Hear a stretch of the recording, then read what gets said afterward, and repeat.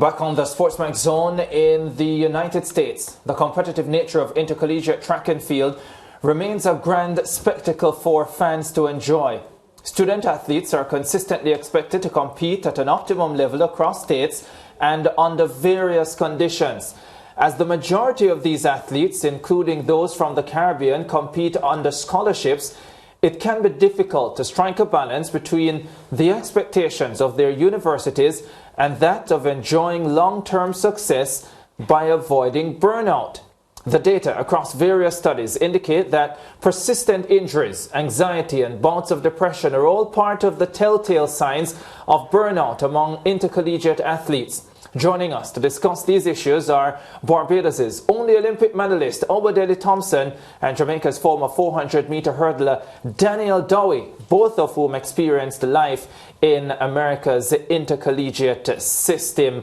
Lady and gentlemen, how are you doing? I hope I find you well this afternoon.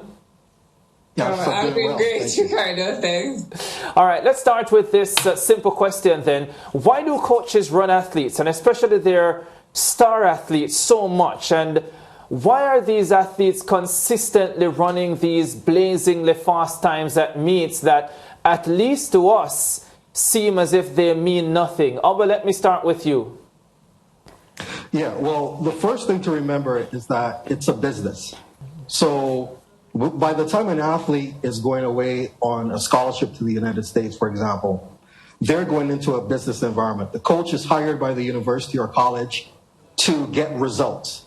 And the metrics for results are, in terms of the coach's job, is how well the athlete does, particularly at a conference championships where schools within a particular conference compete. And then if they have athletes who are good enough to reach the national championships at those national championships. So at times there's a conflict of interest because the coach has to get all their payout during the collegiate season, while an athlete who has international aspirations wants to have something in the tank for the summer months, typically when major championships are going on and they get a chance to compete for their country.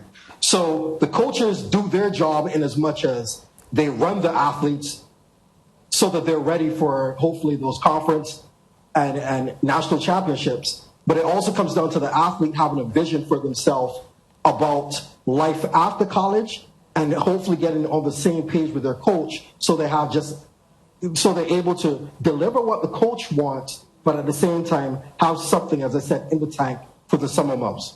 Yeah, a few things to follow upon, but Danielle, let me get you in on this and your initial thoughts on this issue.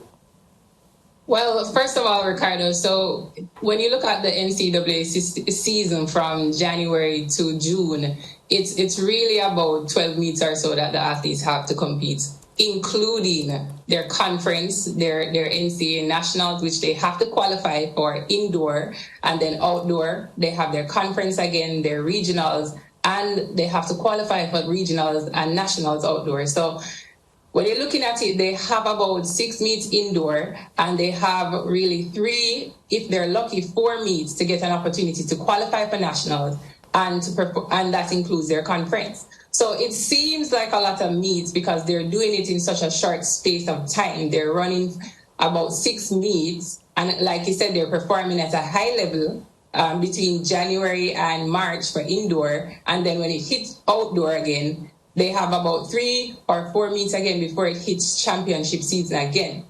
So the athletes have to prepare for championship season. When you look at NCAA indoor this year, Julian Alfred, the St. Lucian, she ran the 60 and the 200 at indoor nationals. She had an hour and 10 minutes in between the heats, and then she came back for the finals and she had 40 minutes in between the races in the finals, and then she had another 40 minutes to get on that 4x4. So it's really intense when you get into these championships, and your body has to be prepared for that. You can be fit in training, but race fitness is a different level of fitness. You have to be race sharp. It's a very competitive space. You don't have the luxury of missing a week or 2 weeks because it's very, very competitive in the NCAA circuit.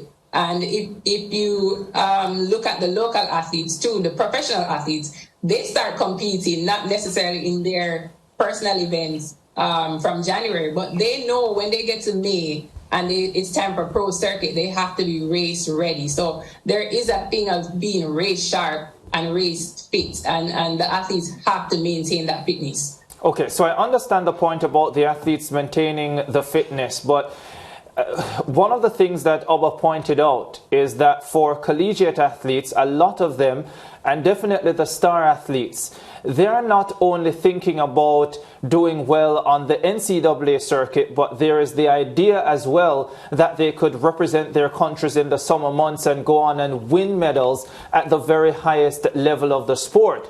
And so it becomes a lot more for them to think about, not just the collegiate season. I guess that is where the balance is required, or that is where the conflict comes in, quite possibly between the athlete and, of course, the coaches for the specific universities. Now, I just want to zone in. So quite often, you see an athlete, meet after meet. They'll run the 100, the 200, the 4x100, maybe even the 4x400s. So we're not just talking about a lot of meets here, but we're talking about a lot of events within those meets. And they're not, if you're a world-class athlete, you're not going out there in the 100 meters just running 11.1 seconds to win on the day and qualify. You're going all guns blazing, running all these fast times back to back to back, and it takes a lot out of the body. So the question then becomes, why isn't that within the NCAA setup handled better than we've seen it over time? Well, I think I'll use myself as an example. When I went to the University of Texas at El Paso, UTEP, I came when I was 17 years old. And one of the agreements that we tried to make with the coach was, listen, coach, we'll do what you want during the collegiate season, but I need to have something left for the summer months. Because my ultimate goal when I went was to give myself a 3-year ramp to the 1996 Olympics. So I went to university in the fall of 1993 with the express purpose of trying to qualify for the Olympics in 1996. During my freshman season, I was told, even before I got there, you will only run the 4x4 for strength work once in a while. My first indoor meet, I got thrown onto the 4x4 relay and stayed there for the rest of the year. And then I experienced burnout. I had a tremendous first season as a freshman. I equaled the world junior record, and I did some amazing things, but it was such a long season. I got injured and I burnt out. I did okay during the summer, and I actually thought about transferring because that was not what I came to university to do. And my father said, let's give it another year. But during that process, I got close to my coach, and we started to make deals. Okay, here's the deal. Let's look at our schedule of meets. We'll run fast here, there. You wanted conference championships? Fine. Let's go for conference championships. Let's go for national championships. And I only set out to run fast, really, on those occasions. And I think what happens to a lot of athletes is that they don't understand the arc of a season that includes college and the post-collegiate, if you want to look at the summer months where the championships are occurring. And they have to determine within themselves, if I can run a race in 10.1 versus 9.9, let me run it in 10.1, and at a championship, I'll run the 9.9. But what happens, there's a lot of hype, and people get into the moment, and they always want to run fast, and they don't realize the human body can only do so much. So it also behooves the athlete to have a vision for who they are, who they want to be, because in the college system, a college coach is dealing with maybe up to 40 athletes at a time if they're a head coach. And they might be, for example, the sprint coach as well. All the logistics of everything that happens. You're important to them, but you're not ultimately important. The team is the ultimate prize for them. So unless you start to put your I'm not saying your foot down, but until you start to have those type of mature conversations about, okay, why do I need to run this fast? And so you go out there and you burn yourself out, because one thing about it is the pros, they look and they know who's running in college. And a lot of times when they're going to face the athletes, say like at a national championships, they're looking to beat those athletes. Yeah. Because they say, yeah, you ran fast, but not against us. Yeah. All right. I have two quick questions for you, because in March 1996, you ran a wind-assisted 9.69, which was the fastest time recorded by any human under any condition at the time. Now, this was 4 months before the Atlanta Olympics. Did you feel at that time that, well, let me put it this way. Talk to us about how you felt in March and how fast you were running, and if at that point you had Atlanta on your mind and felt as if you were on course for something good in Atlanta. Absolutely. Like I said, during my freshman season, 1994, I equaled the world junior record. I got hurt, and then the next year, my final year as a junior athlete, under 20 athlete, which was my sophomore season, I had the fastest time in the world by a junior, 8 of the top 11 times. So I was tracking, as far as I was concerned, on my way to being on an Olympic podium. In 1996, or the fall of 1995 going into 1996, what I did was I actually ramped up my workouts. So if there was a workout with 250 meters, or 200 meters, I told my coach I want to do more. So even though I was running fast during the indoor season, that year I broke Michael Johnson's indoor 200-meter record to win my first NCAA championships. And I came outdoor on my 20th birthday, I ran 45.3, and then I ran the windy 9.69. I was still deep into my base work. We had not really started sprinting as yet because we were trying to keep the base for as long as possible. So when I ran, my thinking was, yes, I'm on course, and our goal was, no, okay, you ran fast, let's dial it back. Because the thing, like I said, was ultimately to go to win an Olympic medal. And just to put a bow on how close my coach's thinking and my thinking was, at the 1996 Outdoor Championships, NCAA Championships, I felt a pain in the semifinals of the 100. I won the semifinals of the 100, and the 200 semifinals was in maybe like an hour and so. And my coach said, you don't have to run. And, you know, I'm 20 years old. I'm stupid. I don't know any better. I think I'm invincible. I go out and get hurt. Now, to understand for a college coach to have an athlete who he can potentially win a national title with, to say to that athlete, that's not as important, because you know what we're tracking for? We're tracking for the Olympic podium. Very rarely will you find a coach who does that. But he had also had previous athletes who were NCAA champions, who were also Olympic medalists. One of them got hurt right before. So his way of thinking about things were Olympic podium, NCAA championships. That's extremely rare. If an athlete finds a coach like that, I think they will do extremely well at the international level after school. Right, and this one is for you, Danielle. As Oba spoke about, recognizing and knowing when to dial it back. You as well, an athlete yourself, a former athlete, talk to us about the importance of, being able to step back and making decisions for yourself, because as Oba outlined, not every time the coach will think about what's in your best interest, and I'm talking about physically.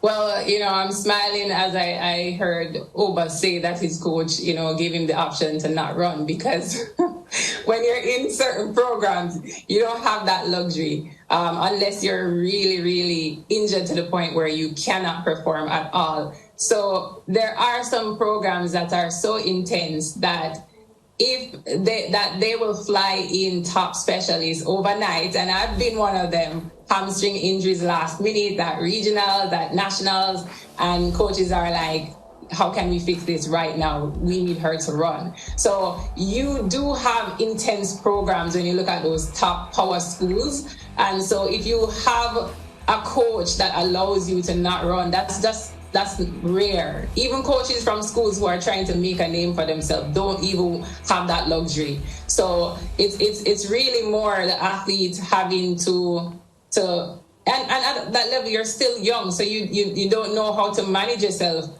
in a new program that's so different than what you're used to coming out of high school.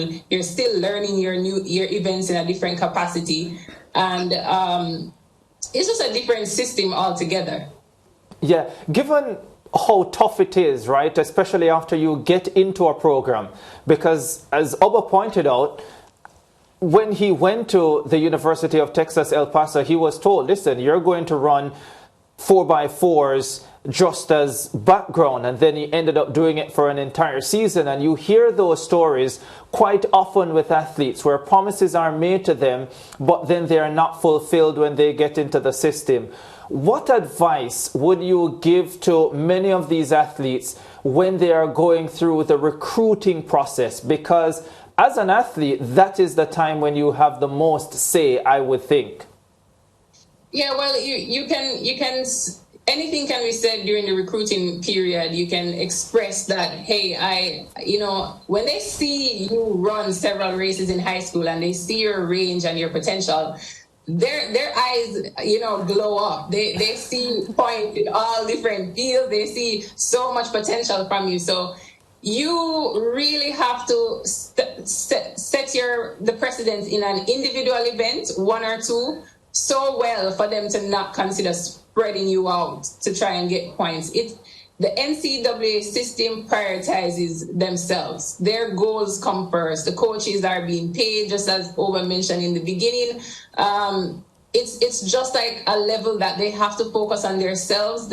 Everything is about conference and nationals and scoring points. So if you can score 10, 20 points, they're going to try and get those points out of you unless they can get it somewhere else comfortably or reasonably so. So in the recruiting period, you can say, I'm only going to run 400. That's not your say. And you understand that when you get there, the coaches have the say unless you want to transfer, and there are consequences that come with transfers as well. So it's really, really about what you and the coach decide, but ultimately it's up to the coaches. Yeah, are there bonuses? Because I've always wondered this, and it goes back to the question I asked at the beginning as to why the coaches run the athletes so consistently, and also why the athletes feel the need to run as fast as they do, as consistently as they do, even at meets that seemingly don't matter. We're not talking about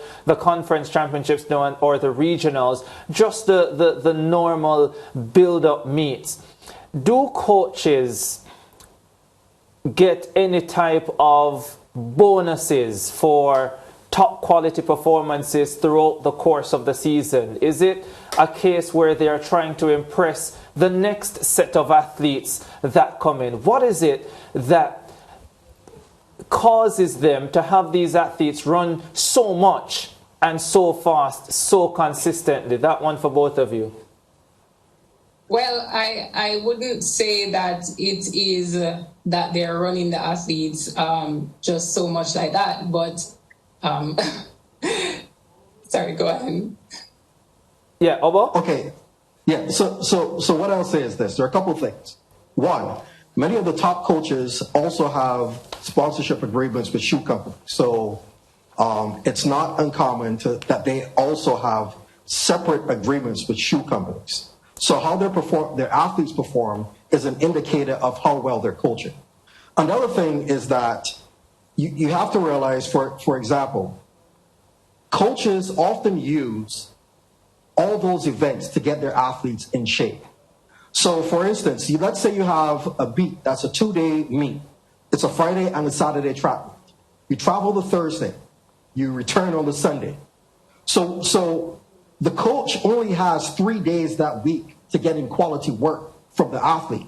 So sometimes they're using these relays and all that other stuff to get as training sessions. The thing is, the athlete then has to know within themselves, how fast do I really need to go? And now we live in the age of social media, which was not around when I competed. So I really didn't bother about running fast, because one way or the next, no one was going to tell me, hey, Obi, you didn't run that fast. But now we're in an age where someone's going to post it online. We're going to be here talking and discussing the performances. And that creates an added level of pressure and incentive for athletes to go out there and perform well, because who doesn't want that type of exposure? They're young, as we said. It works out for the athletes if they really want to be that person who's getting a lot of social media buzz. And it also works out for the school, because the athletes are keeping the school prominent, which makes it easier for the coach to recruit the next set of athletes. Again, I really believe that the model is set up and the coaches are going to be who the coaches are, and the athletes need to become wiser and more committed to their overall plan, and sticking to that plan, realizing that sometimes it's going to be a conflict with how your coaches deliver the big stuff, the championships, run fast as you need to, reserve something for afterwards when you're representing your country. Well, solid advice there, Obadele Thompson. Thanks very much for joining us. Danielle Dowie as well, as we look at the issue of athlete burnout in the NCAA system, and of course with a number of Caribbean athletes who have been through that system and continue to go through that system, and we continue to look at many of the performances and hope that they can survive the system, because it's a difficult system, and be able to get medals for the Caribbean at major events. Thanks very much, Danielle and Obadele. We'll chat again. David, thank you. Yeah. And because we have a Caribbean audience, Ricardo and Mariah, I guess we can clear it up here, because there is the feeling among Caribbean people that these American coaches burn out the Caribbean athletes, but may be a little bit more sympathetic to the Americans who have Olympic hopes. And maybe that not so much so, because if we look at Abby Steiner and so many others, the Caribbean feeling that maybe they burn our athletes out and sort of save their athletes for summer high performances may not be true. No, I just think it's a packed schedule, and they want the most amount of points. Like, if you think about it, you're the principal. The whether teacher, you're a Caribbean athlete or an American. I don't find that to be the case. But you know that's a feeling among Caribbean people, though. Yes, and I understand why that feeling exists. Yes. That feeling exists because if you are St. Lucia, for example, when you send an athlete into the NCAA system, it is your best athlete. Yes. When you're Trinidad and Tobago, you are sending some of your best athletes in the NCAA system, and same for Jamaica. Yes. So when those athletes go and you are tracking their performances and you feel as if they are being burnt out, then you feel, oh my God, it's because they are not Americans. But that's not the case. The American athletes go through a similar thing as well. Yeah, we're out of time. Great issue to discuss, but yes, that's about it. Stay with us. More to come on the SportsMax Zone.